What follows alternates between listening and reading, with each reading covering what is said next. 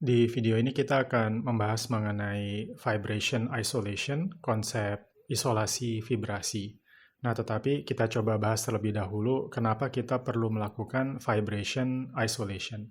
Nah, tentu sebenarnya kalau secara konsep, kalau ditanya kenapa kita melakukan vibration isolation, tujuannya adalah untuk mengurangi getaran.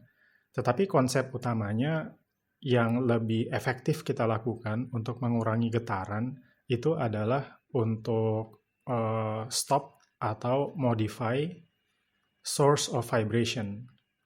Ini adalah prioritas utama.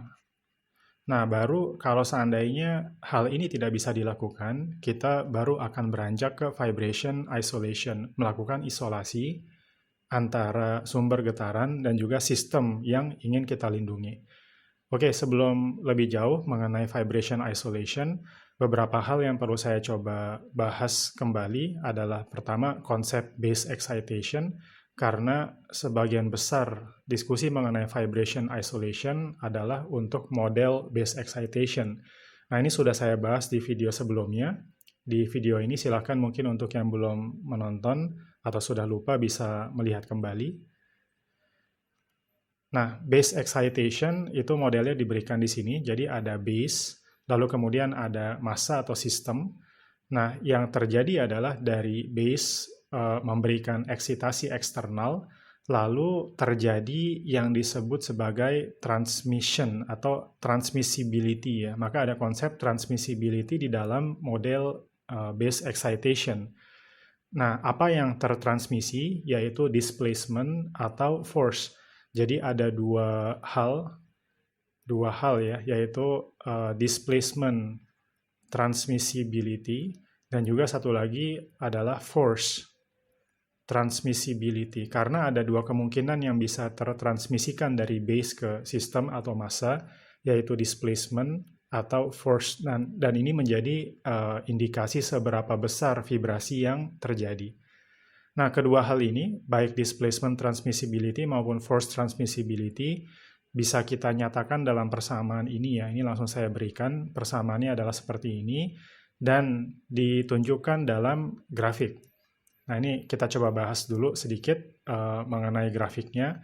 Oleh karena itu, grafik yang ditampilkan di sini, ini kita sebut sebagai grafik displacement transmissibility atau force transmissibility, atau bisa juga disebut sebagai transmissibility ratio. Ini tidak masalah karena hampir mirip ya penggunaan ketiga istilah ini sebagai sumbu Y, lalu kemudian sumbu X-nya adalah frequency ratio atau R, atau sama dengan omega dibagi dengan omega N. Nah, jadi frekuensi eksitasi dibagi dengan frekuensi alamiah, natural. Baik, beberapa hal yang perlu kita lihat dari grafik transmissibility ratio ini adalah yang pertama, tentu yang paling utama ketika frekuensi rasionya adalah 1 atau R sama dengan 1, dengan kata lain omega sama dengan omega N ya. Omega sama dengan omega N, yang terjadi adalah transmissibility ratio-nya sangat tinggi, nilai maksimal. Dengan kata lain, tingkat vibrasinya sangat tinggi. Jadi kalau seandainya di base-nya mungkin displacement-nya adalah 1 cm, maka si massanya mengalami displacement barangkali misalnya 100 cm, 100 kali lipat. Itu tidak kita inginkan. Nah, ini adalah fenomena resonansi yang tidak kita inginkan. Kita ingin menjauh dari sini. Baik, hal kedua berikutnya dari rumus ini, ada angka spesial yang menjadi patokan ya di grafik, yaitu akar 2. Akar 2. Nah, akar 2 ini menjadi batas karena akar 2 ini membagi menjadi 2 zona. Nah, di sebelah kanan dari akar 2 ini suka kita sebut sebagai isolation region. Ini saya hapus saja ya, saya coba tulis. Ini adalah zona isolasi, isolation region, jadi di sebelah kanan dari akar 2. Nah, sedangkan di sebelah kiri dari akar 2 ini disebut sebagai magnification region. Nah, apa yang dimaksud dengan isolation maupun magnification. Nah, ini seperti yang terlihat di dalam grafiknya. Kalau R-nya yang kita ambil adalah lebih besar dari akar 2, maka transmissibility ratio-nya itu adalah di bawah 1. Di bawah 1. Nah, dengan kata lain terjadi isolasi. Karena displacement dari base tertransmisi di bawah 1 kali lipat. Taruhlah misalnya 0,5, setengahnya, atau 0,4, sehingga terjadi isolasi. Nah, sebaliknya, kalau seandainya R yang dipilih nilainya lebih kecil dari akar 2, maka transmissibility ratio-nya bisa bernilai 1 atau lebih dari 1. Maka kita sebut sebagai magnification zone atau zona magnifikasi. Oleh karena itu, kalau kita bicara mengenai vibration isolation, yang kita inginkan adalah kita ingin bekerja di zona ini. Jadi kita ingin agar nilai R-nya di atas akar 2. Nah, ini bisa terlihat di inset ya. Ini saya coba hapus saja.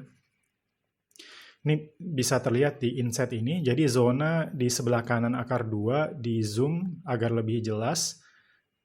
Sehingga perlu kita bahas juga bahwa di sebelah kanan akar 2 ini ada fenomena yang menarik. Seiring dengan bertambahnya nilai zeta, maka nilai transmissibility ratio-nya menjadi semakin naik. Jadi secara intuitif mungkin jadi berkebalikan ya, karena seharusnya kan zeta itu dia damping. Semakin tinggi zeta biasanya dampingnya semakin besar, tetapi ini berkebalikan. Baik, kita coba ke bawah. Nah, sekarang kita masuk ke konsep vibration isolation. Jadi, vibration isolation. Nah, vibration isolation ada 2 kasus. Jadi, kita bisa menimbang 2 kasus. Yang pertama itu adalah kasus moving base. Yang kedua adalah kasus fixed base. Nah, moving base ini apa? Jadi, kasusnya adalah ada base dan juga ada device, kita sebut sebagai device atau sistem ya. Nah, yang terjadi adalah si base mengalami eksitasi, si base mengalami getaran, dan kita ingin melindungi device atau sistem kita dari vibrasi atau eksitasi getaran oleh base. Jadi tujuan kita adalah to protect the device from motion of its point of attachment atau base. Nah, sehingga kita mendesain vibration isolator untuk bisa mengurangi nilai getaran yang ditransmisikan oleh base. Nah, kasus yang kedua itu adalah fixed base. Ini sedikit berbeda. Nah, fixed base ini source of vibration adalah dari massa atau dari sistemnya, dan dia menempel kepada fixed base yang tetap tidak bergerak, stationary, dan tujuan kita adalah to protect the point of attachment ground from vibration of the mass. Jadi tujuan kita justru ingin, ini berkebalikannya, ingin agar sumber getaran dari si massa atau sistem tidak tertransmisi ke base. Nah, ini sebagai contoh, kita coba berikan contoh biar lebih tergambar. Untuk moving base, ini contohnya yang umum misalnya adalah kabin tractor. Jadi tractors cabin. Nah, biasanya kita ingin mendesain sistem vibration isolation agar getaran dari engine maupun getaran dari gerakan ban traktor itu tidak tertransmisikan terlalu besar kepada pengendara traktor, supirnya traktor. Nah, sedangkan untuk contoh yang kedua, ini untuk yang fixed base, ini contohnya misalnya mesin cuci ya, mesin cuci atau misalnya engine atau mesin ya. Nah, itu kita ingin agar getaran dari mesin cuci atau getaran dari engine itu tidak tertransmisi ke lantai misalnya, sehingga menjalar ke alat lain yang kita miliki. Nah, tadi sudah disinggung mengenai displacement transmissibility, lalu juga force transmissibility. Jadi untuk displacement transmissibility, dia adalah perbandingan antara X kapital dengan Y kapital. Ini jadi bisa kita maknai sebagai input, jadi displacement input dari base, dan ini adalah displacement output si device atau sistemnya. Nah, sedangkan untuk yang force transmissibility, ini adalah F0, atau gaya dari si source of vibration, sedangkan Ft Ini dia T ini dari transmitted ya. Jadi gaya tertransmisi ini juga bisa kita maknai sebagai output dibagi inputnya. Maka seberapa besar output dibandingkan dengan inputnya. Secara umum, biasanya untuk kasus moving base, analisis pertama yang kita lakukan adalah dengan memanfaatkan displacement transmissibility. Nah, sedangkan untuk yang fixed base, biasanya analisisnya menggunakan force transmissibility. Tentu saja karena kalau untuk yang fixed base, kan base-nya tidak bergerak ya, maka tidak ada displacement untuk base, sehingga biasanya yang lebih perlu kita ketahui adalah seberapa besar gaya yang tertransmisi ke base. Walaupun tidak menutup kemungkinan di kasus moving base, kita juga membahas force transmissibility-nya dan sebaliknya. Ini nanti kita coba lihat di contoh soal. Baik, kita langsung ke contoh soal. Ini diberikan di sini contoh soal dari Inman, ada electronic control system di mobil, dipasang di engine di atas fender. Nah, sehingga konsepnya kira-kira seperti ini. Kita punya modul dipasang di atas fender, fendernya mengalami getaran, dinotasikan sebagai YT di sini ya. Ini adalah inputnya, dan kita ingin agar getaran yang dialami atau ditransmisikan ke modul XT ini seminimal mungkin. Oleh karena itu kita perlu mendesain isolatornya. Nah, ada beberapa hal yang kita ketahui di sini, yaitu massa 3 kg, lalu kemudian vibrasi dari fender kira-kira dinyatakan dengan persamaan ini. Lalu kemudian target kita adalah kita ingin displacement yang dialami oleh si modul lebih kecil dari 0,005 meter at all times. Nah, maka yang diminta di sini adalah kita diminta untuk menentukan design values for isolators. Maksudnya apa? Jadi kita diminta untuk menentukan nilai C dan juga nilai K yang tepat. Oke, sekarang kita coba rapikan terlebih dahulu apa saja yang kita ketahui di sini. Tentu ada massa ya. Massa sama dengan 3 kg. Nah, lalu dari persamaan ini ada beberapa hal yang bisa kita ketahui, yaitu yang pertama adalah omega. Frekuensi eksitasi adalah 35 radian per second. Nah, lalu kemudian Y kapital itu adalah 0,01 meter. Dan target displacement itu maksudnya adalah X kapital ya, itu sama dengan 0,005 meter. Nah, dari dua ini sebenarnya bisa kita dapatkan transmissibility ratio, atau ya tadi yang kita sebut sebagai displacement transmissibility juga tidak masalah, itu sama dengan X kapital dibagi dengan Y kapital, hasilnya adalah 0,5. Nah, setelah kita dapatkan angka 0,5 ini, sekarang kita coba ke grafik transmissibility ratio ya. Lalu kemudian kita coba analisis. Ini saya coba tuliskan kembali. Jadi target kita adalah kita ingin TR-nya itu sama dengan 0,5. Nah, TR itu adalah sumbu Y ini ya. Ini TR, sedangkan yang di sumbu X-nya adalah frequency ratio, atau R sama dengan omega dibagi omega N. Nah, yang kita akan lakukan adalah, karena target kita adalah 0,5, maka kita coba tarik garis di sini, 0,5, lalu kita coba cari nanti nilai zeta yang tepat, nilai zeta dan juga R yang tepat. Nah, saya akan coba tarik garisnya di inset di sini. Jadi karena lebih zoom ya, lebih ter-zoom in, jadi biar lebih jelas. Oke, sudah saya taruh garisnya di TR sama dengan 0,5. Nah, ingat bahwa tujuan akhir kita adalah kita ingin mencari nilai C, menentukan nilai C dan juga nilai K. Jadi dua ini yang ingin kita cari. Nah, sebelum itu kita perlu menentukan nilai zeta dan juga nilai R-nya.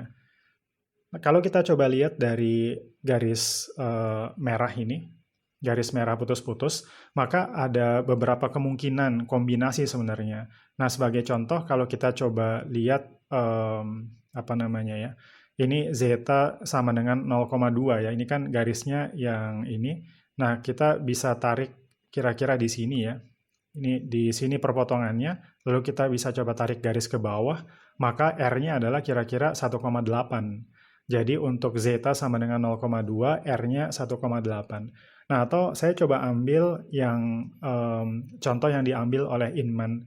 Jadi Inman dia mengambil ketika nilai zeta-nya sama dengan 0,02, lalu dia coba masukkan ke rumus. Nah, dia kemudian dapatkan R-nya sama dengan 1,73. Nah, dengan dua kombinasi ini, maka bisa didapatkan beberapa nilai yang lainnya. Nah, jadi saya coba tulis lagi ya. Jadi zeta-nya sama dengan 0,02, lalu kemudian didapatkan R-nya sama dengan 1,73. Nah, karena R itu sama dengan omega dibagi omega N, dari sini bisa didapatkan omega N-nya. Nilai omega N sama dengan 35, yaitu nilai omeganya ya, eksitasi eksternal dibagi dengan R-nya, 1,73. Sama dengan 20,231 radian per detik. Lalu karena omega N itu sama dengan akar K dibagi M, maka dari sini bisa kita dapatkan nilai K juga ya, yaitu sama dengan 1228 Newton per meter. Dan ingat satu lagi, karena si zeta itu sama dengan C per 2 akar KM. Nah, maka dari sini bisa kita dapatkan C sama dengan 2,43 kg per second. Nah, baik, jadi sudah kita berhasil dapatkan, yaitu nilai C-nya dan juga nilai K-nya. Nah, yang menjadi pertanyaan adalah, ini kan hanya salah satu kombinasi ya, karena kalau kita coba lihat garis merah ini, dia memotong banyak garis lainnya. Jadi nilai zeta tergantung nilai zeta yang kita tentukan. Nah, di sini menjadi permasalahan desain karena ada banyak sekali kemungkinan kombinasi nilai zeta dan juga membawa ke berbagai macam kemungkinan nilai K dan juga nilai C-nya. Jadi sebagai seorang desainer, yang bisa dilakukan adalah mencoba melihat katalog dari produk isolator ya. Jadi seperti rubber, dan dicoba dicari nilai K dan nilai C yang paling mendekati. Ditambah dengan mungkin geometrinya. Jadi seberapa besar yang paling pas untuk dipasang di sistem yang kita kehendaki. Di Octave saya ingin mengenalkan fungsi VTB5_2.